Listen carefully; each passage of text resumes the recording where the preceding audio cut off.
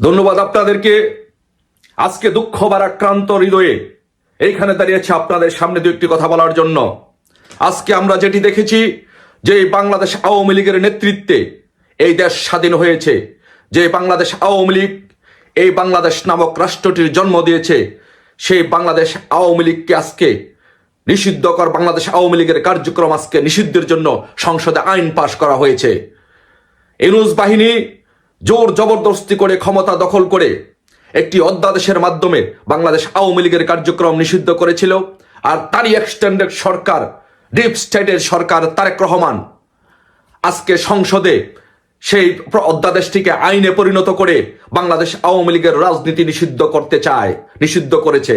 আমি জনাব তারেক রহমানকে বলছি, জনাব তারেক রহমান, আপনার বাবা জিয়া রহমান বঙ্গবন্ধু সহ তার পরিবারের সকল সদস্যদেরকে যখন হত্যা করা হয়েছিল, তার খুনিদেরকে, বঙ্গবন্ধুর খুনিদেরকে রক্ষা করার জন্য আপনার বাবা খন্দকার মোস্তাক যে অধ্যাদেশ দিয়েছিল সেটিকে আইনে পরিণত করে আইন পাশ করেছিল সংসদে, বঙ্গবন্ধু হত্যাকারীদের যেন, খুনিদের যেন কোনো বিচার না হয় বাংলাদেশে। কিন্তু এই বাংলাদেশে বঙ্গবন্ধুর খুনিদের বিচার হয়েছে, একজন খুনিও রক্ষা পায় নাই। তারেক রহমান, আপনাকে বলছি, আপনি আজকে আপনার বাবা যে কাজটি করেছে, আপনার মা যে কাজটি করেছে, আপনিও সেই কাজটি অতীতেও করেছেন, এখনো করছেন। আপনি হচ্ছেন 21শে আগস্টে গ্রেনেড হামলার মাস্টার মাইন্ড। 21শে আগস্টে গ্রেনেড হামলা করে আপনার বাবার কাজের যে ধারাবাহিকতা, বঙ্গবন্ধু পরিবারকে শেষ করে দেওয়া, সেটি আপনি করতে চেয়েছিলেন, কিন্তু সেটি করতে পারেন না। ইনশাল্লাহ বঙ্গবন্ধু কন্যা বেঁচে গিয়েছেন। আজকেও আপনি যেটি করছেন বাংলাদেশ আওয়ামী লীগের বিপক্ষে, আজকে বাংলা সংসদে আইন পাশ করে বাংলাদেশ আওয়ামী লীগের রাজনীতি আপনি নিষিদ্ধ করতে চাচ্ছেন, বাংলাদেশ আওয়ামী লীগকে নিষিদ্ধ করতে চাচ্ছেন। আপনি বাংলাদেশে দাঁড়িয়ে সংসদে আপনি বাংলাদেশ আওয়ামী লীগকে নিষিদ্ধ করছেন। আর এই গোটা পৃথিবী থেকে, সারা পৃথিবী থেকে, তামাম দুনিয়াতে আপনাকে নিষিদ্ধ ঘোষণা করা হলো। এই তামাম দুনিয়াতে আপনি পৃথিবীর কোথাও আপনি যেতে পারবেন না। আপনি পৃথিবীর যেই প্রান্তে যেখানে যাবেন না কেন, বাংলাদেশ আওয়ামী লীগের নেতাকর্মীরা, ছাত্রলীগের নেতাকর্মীরা, শেখ হাসিনা সংগ্রাম পরিষদের নেতাকর্মীরা, যুবলীগের নেতাকর্মীরা আপনাকে পৃথিবীর প্রত্যেকটি দেশে প্রতিহত করবে, প্রত্যেকটি দেশই নিষিদ্ধ ঘোষণা করবে ইনশাল্লাহ। পৃথিবীর কোনো দেশে আপনি যেতে পারবেন না। আপনি মনে করেছেন শুধু বাংলাদেশ আওয়ামী লীগ কি শুধু বাংলাদেশে? এটি একটি গ্লোবাল ভিলেজ। পৃথিবীর প্রত্যেকটি দেশে বাংলাদেশে আওয়ামী লীগের নেতা কর্মীরা আছে। আপনি পৃথিবীতে যেখানে যাবেন সেখানে আপনাকে প্রতিহত করা হবে, যেখানে যাবেন সেখানে আপনাকে গণদোলাই দেওয়া হবে, যেখানে যাবেন আপনাকে পৃথিবীর প্রত্যেকটি দেশে নিষিদ্ধ ঘোষণা করা হলো। আপনাকে পৃথিবীর কোথাও যেতে দেওয়া হবে না। বাংলাদেশের আওয়ামী লীগের কোনো নেতা কর্মী আপনাকে কোথাও যেতে দিবে না। শেখ হাসিনা সংগ্রাম পরিষদের নেতৃত্বে সব জায়গায় আপনাকে প্রতিহত করব। আমি নিজে থাকবো, আমি নিজে আপনাকে প্রতিহত করব। পৃথিবীর সব দেশে আপনাকে নিষিদ্ধ ঘোষণা করা হলো। ভালো থাকবেন। রাজপথে ইনশাল্লাহ আমাদের ফয়সালা হবে। বাংলাদেশ আওয়ামী লীগ তাদের অস্তিত্বের ঠিকানা, আদর্শের ঠিকানা। বাংলাদেশ আওয়ামী লীগের রাজনীতি রাজপথে ফয়সালা করবে ইনশাল্লাহ। জয় বাংলা, জয় বঙ্গবন্ধু। রাজনীতিতে বেশ চমকপ্রদ ঘটনা ঘটে যাচ্ছে। বিশেষ করে গত বুধবার এবং গতকাল বৃহস্পতিবার জাতীয় সংসদের কিছু ঘটনা চোখে পড়ছে। আমার বেশ খানিকটা মজাই লাগছে। কারণটা হচ্ছে যে গর্ত যারা নিজেরা খুঁড়ছে, সেই গর্তে তারাই পড়বার উপক্রম হচ্ছে। প্রথমে আসে বুধবার সন্ত্রাস বিরোধী আইন, যে আইনের অধীনে বাংলাদেশের স্বাধীনতা মুক্তিযুদ্ধের নেতা দল বাংলাদেশ আওয়ামী লীগের কার্যক্রম স্থগিত করে রাখা হয়েছে। সেদিন যখন আপনারা হয়তো অনেকে খেয়াল করেছেন যে সংসদে যখন বিলটা পাশ হলো, পাশ হওয়ার মুহূর্তে স্বরাষ্ট্রমন্ত্রী সালাউদ্দিন আহমেদ যখন বিলটা উত্থাপন করলেন, তখন তার বক্তব্যে সুস্পষ্ট করে বললেন যে আমাদের বন্ধু জামাত এবং এনসিপির বন্ধুরা আওয়ামী লীগের নিষিদ্ধের আন্দোলন করেছিলেন। তখন মোটামুটি একটা জনমত তৈরি হয়েছিল, এই জন্য এই অধ্যাদেশটা ইউনূস সরকার বা অন্তর্বর্তী সরকার জারি করেছিল। এবং সেইটাই আজকে হুবহু তাদের দাবির প্রতি শ্রদ্ধা রেখে আমরা পাশ করে দিলাম। এই ঘটনাটার সময় জামাত আমিরের মুখটা কেমন শুকিয়ে গিয়েছিল খেয়াল করেছেন? আওয়ামী লীগ নিষিদ্ধ করার কিন্তু মূল কারিগর, মূল প্রেক্ষাপট রচয়িতা কিন্তু জামাত এনসিপি, মূলত জামাত। এনসিপি তো জামাতই আসলে। সেই সময় বিএনপি কিন্তু এটার বিরোধিতায় ছিল, কিন্তু সেই সময় বিএনপি বিরোধিতা থাকলেও পরে আবার সমর্থন দিয়েছিল। সেটা নানা কারণে সমর্থন দিয়েছিল। আমি বলছি না যে বিএনপি আওয়ামী লীগকে নিষিদ্ধ করবে না, আওয়ামী লীগের কার্যক্রম নিষিদ্ধ করে রাখবে না, সুযোগ পেলে অবশ্যই করবে। কারণ বিএনপি আওয়ামী লীগকেই শত্রু মনে করে, জামাতকে শত্রু মনে করে না, জামাতকে সাথে নিয়ে চলে, এখনো পর্যন্ত চলে।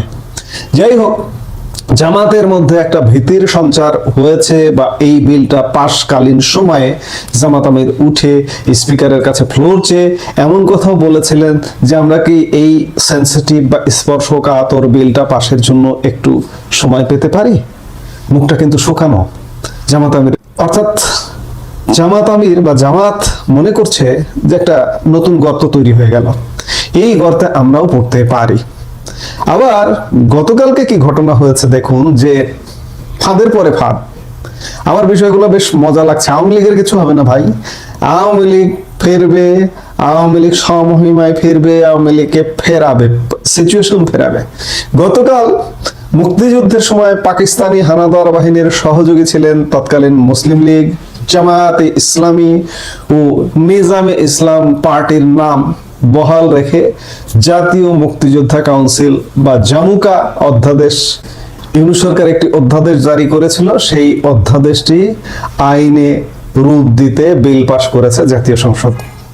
এই বিলের বিষয়ে জামাতের পক্ষ থেকে আপত্তি জানিয়ে দলের আমির ও বিরোধী দলীয় নেতা শফিকুর রহমান বক্তব্য দেন।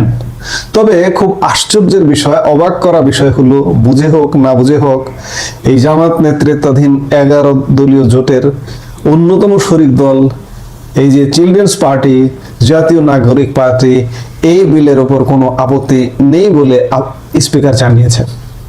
চিন্তা করুন, মুক্তিযুদ্ধের সময় পাকিস্তানি হানাদার বাহিনীর সহযোগী হিসেবে তৎকালীন মুসলিম লীগ, নিজামে ইসলাম পার্টি আর জামাতে ইসলাম একদম আইনগতভাবে, সাংবিধানিকভাবে জামাতের নামে সিলমোহর মারা হয়ে গেল। জামাতের জন্য কতটা বিপদ একবার চিন্তা করুন। জামাত আওয়ামী লীগের জন্য কিন্তু গর্ত খুঁড়েছে। আওয়ামী লীগকে নিষিদ্ধ, আওয়ামী লীগ এই দেশে থাকতে পারবে না। গতকাল জামাত আমির সংবাদ সম্মেলনে তার টোনটা খেয়াল করে দেখুন, যে বিএনপির চেয়ে আওয়ামী লীগ ভালো ছিল, এমন এমন এমন এমন টোন আমরা কালকে শুনেছি। এগুলো কেন?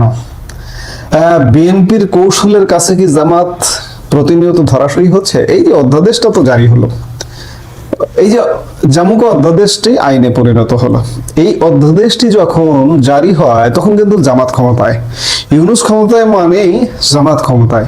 এই আইনের ফাঁক ফোকরটা কি জামাত একটু চিন্তা করেনি যে মুক্তিযুদ্ধের সময় পাকিস্তানি হানাদার বাহিনীর সহযোগী অন্যান্য মুসলিম লীগ বা নিজামে ইসলাম পার্টির সাথে জামাতের নামটাও আছে। তখনই তারা যেহেতু ক্ষমতায়, ইউনূস ক্ষমতায় মানে জামাত ক্ষমতায়, তারা যেহেতু ক্ষমতায়, তখন কি তারা তাদের নামটা প্রত্যাহার করে নিতে পারেনি? পারেনি। ওটা হয়তো চিন্তাই করেনি, কিন্তু সেই অধ্যাদেশটা হুবহু গতকাল সংসদে পাশ হয়ে গেছে। এখন যদি আপনি চিন্তা করেন যে আমাদের যে আন্তর্জাতিক অপরাধ ট্রাইব্যুনাল আছে, মানবতা বিরোধী অপরাধে 1971 সালের মানবতা বিরোধী অপরাধে বিচারের জন্য এই ট্রাইব্যুনালটা গঠন করা হয়েছিল। এখন যদি এই যে পাকিস্তানি হানাদার বাহিনীর সহযোগী হিসেবে জামাতকে বিচারের আওতায় আনা হয় আন্তর্জাতিক অপরাধ ট্রাইব্যুনালে আবারও নতুন করে, এর আগে আওয়ামী লীগ সরকার বিচার করেছে বা তাদের নেতাদের বিচার করেছে, এখন যদি জামাত যদি বিএনপির বিরুদ্ধে বেশি বাড়াবাড়ি করতে যায়, আন্দোলন করতে যায়, মাঠে নামতে যায়, বিএনপি যেহেতু সংসদে সংখ্যাগরিষ্ঠ, যেভাবে হোক সংখ্যাগরিষ্ঠ, ওই বাড়াবাড়ি করতে গেলে জামাতকে যদি ওই ট্রাইব্যুনালে দলগত হিসেবে, মুক্তিযুদ্ধের সময় পাকিস্তানি হানাদার বাহিনীর সহযোগী হিসেবে জামাতকে দলগতভাবে, সংগঠনভাবে যদি ট্রাইব্যুনালে বিচারের আওতায় আনে, তাহলে জামাত কোথায় যাবে? এবং ওই আনার প্রেক্ষিতে জামাতকে যদি এই যে সন্ত্রাস বিরোধী আইন, এই আইনে জামাতকে যদি নিষিদ্ধ করা হয়, তাহলে জামাত কোথায় যাবে? খেলাটা রাজনীতির আসলে জমে উঠছে।